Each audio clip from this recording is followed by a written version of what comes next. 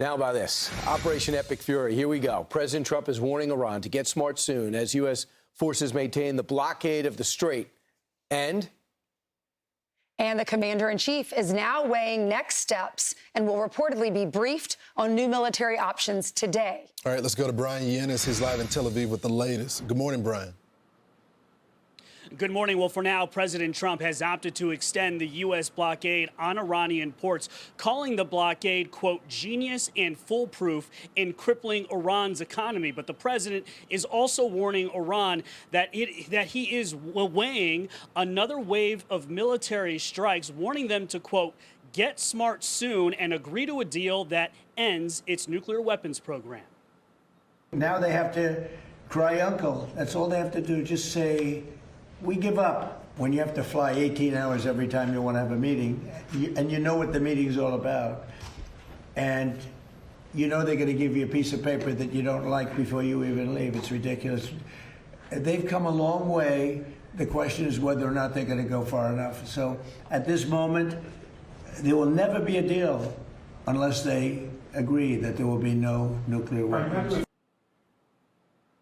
Axios reports the president is set to be briefed this morning on military options. Quote, CENTCOM has prepared a plan for a short and powerful wave of strikes in Iran, likely including infrastructure targets, in hopes of breaking the negotiating deadlock, three sources with knowledge said. Now, the hope would be that Iran would then return to the negotiating table, showing more flexibility on the nuclear issue. Now, several military options reportedly also include taking over part of the Strait of Hormuz to reopen it to shipping, potentially with ground troops, or using special forces to secure Iran's stockpile of highly enriched uranium. Now, CENTCOM is also looking at deploying hypersonic missiles for the first time. Bloomberg reports that CENTCOM has asked to deploy the Dark Eagle hypersonic missile to the Middle East in response to Iran moving its ballistic missile launchers further out of range. Meanwhile, in Iran, large crowds gathered in Tehran Wednesday against the U.S. and Israel. Iranian officials insist that Iran can withstand the U.S. blockade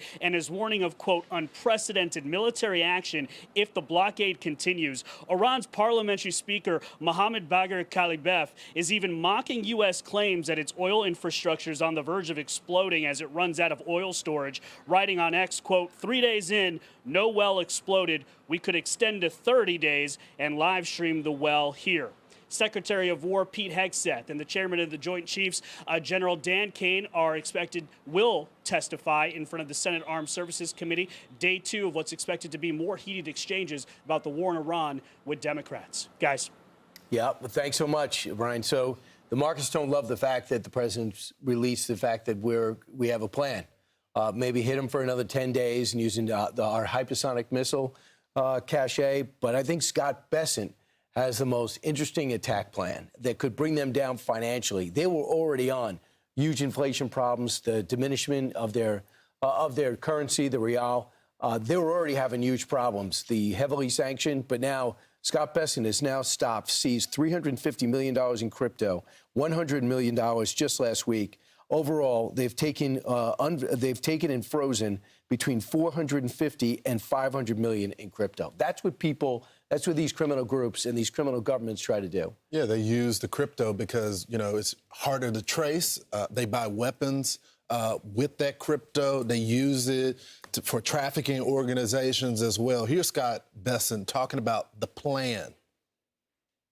It was that pressure that brought the Iranian economy to a standstill in December that led to the protest.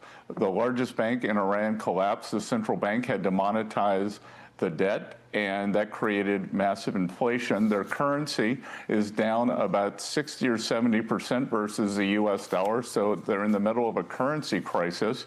And what we're doing now is, you know, we've been in a long race, and we are sprinting for the finish line. President Trump told me 3 weeks ago to up the pressure again, and we have gone to the buyers of Iranian oil and told them that we are willing to do secondary sanctions on your industries, on your banks who tolerate Iranian oil in their system. For instance, putting pressure on China, they're facing severe secondary sanctions for handling Iranian oil payments. He mentioned the currency collapse. There's also a labor crisis. 1 million jobs have been lost. There's hyperinflation. Food prices are skyrocketing.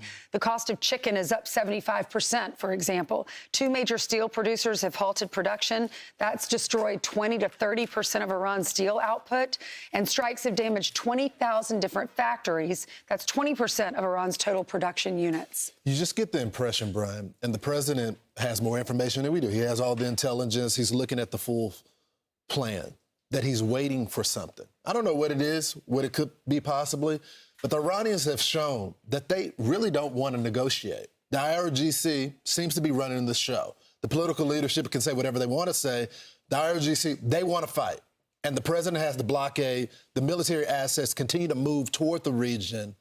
It's just a matter of time before we go back to those operations.